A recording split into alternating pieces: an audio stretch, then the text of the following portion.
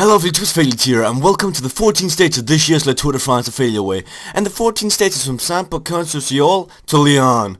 And today is going to be the pre-Mont Ventoux stage, so you probably won't see that many of the big GC contenders go, because they will save their powers for tomorrow, because that's going to be the roughest mountain in the entire Tour de France. It won't be the roughest mountain stage, but it'll be the roughest mountain.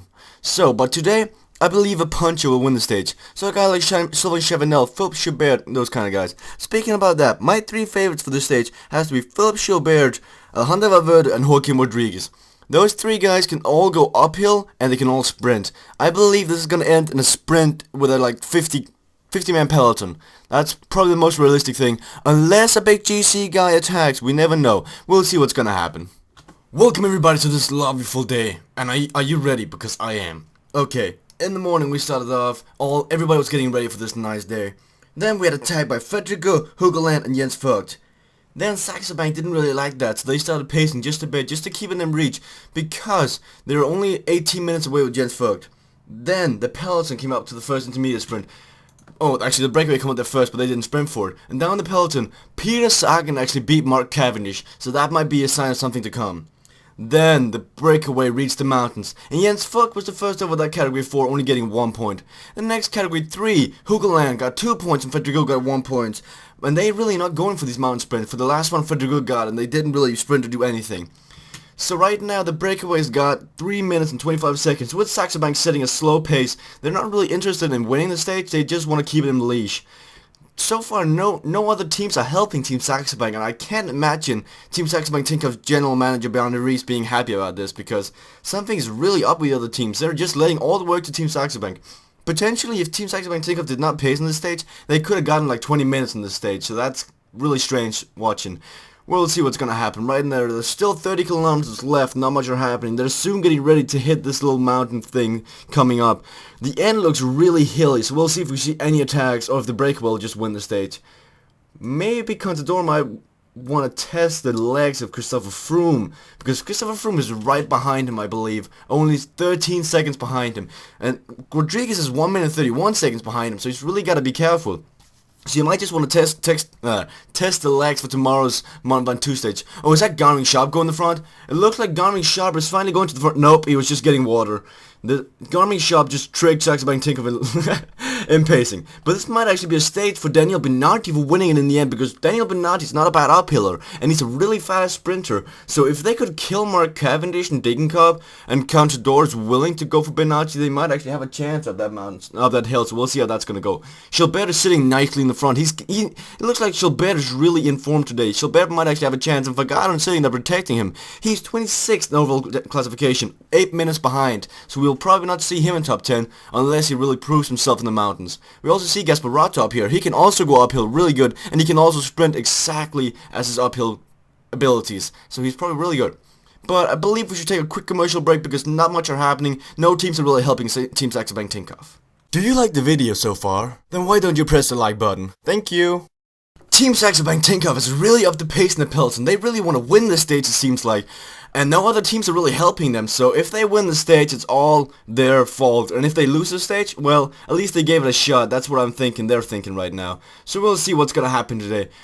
Benjamin and Noval and Tasato are really setting a high pace right now. They really want to do something. And we have attacks in the front. They're dropping Jens Vogt. Hugoland and Federico attacking from Jens Vogt. But Jens Vogt is old. He knows his way. He's really attacking. He's actually getting up there now. And they're hitting the first hill. Let's see what's going to happen in the breakaway. But also the peloton is hitting the first hill right now. We might just see him trying to make this a sprint. We see Breakaway go in the front. Is any of the big favorites going to attack today? It looks like it. Catalans, Niemek, and Breakaway are all attacking. They're all attacking. What's going to happen? Are they going to pace for this now, Team Saxo Bank Tinkoff?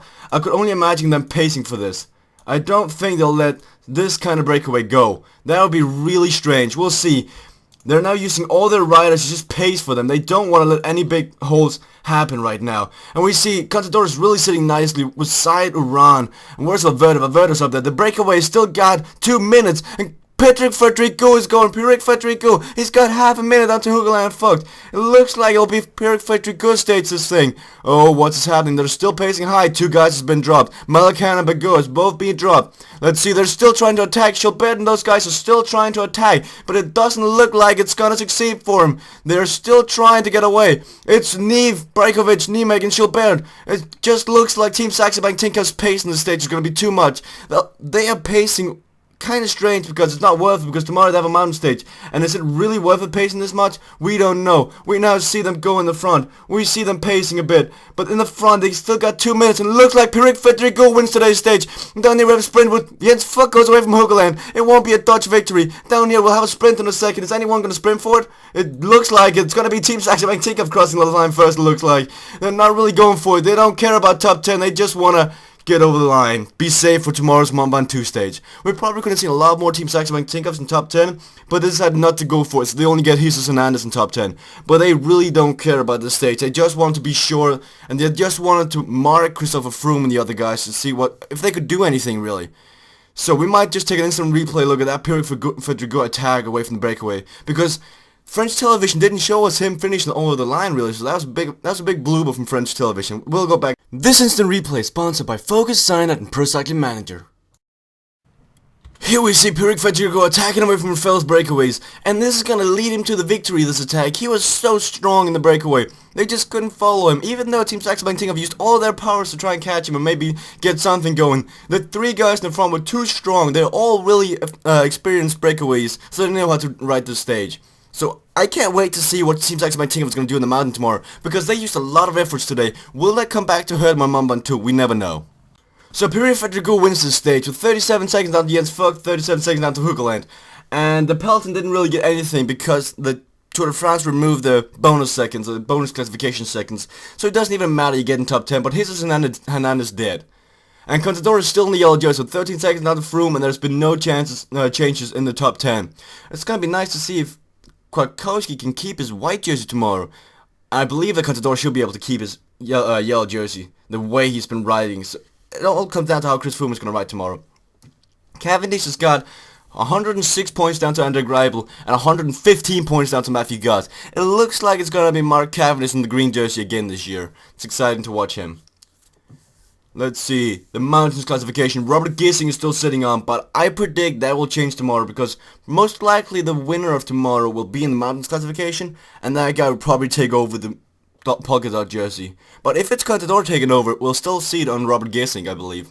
And Kwiatkowski's only got 8 seconds down to Thibaut Pinot, so seeing if he can keep it tomorrow would be a really big excitement. And Quintana's only 57 seconds behind, so it's going to be a really big battle for those 3 spots.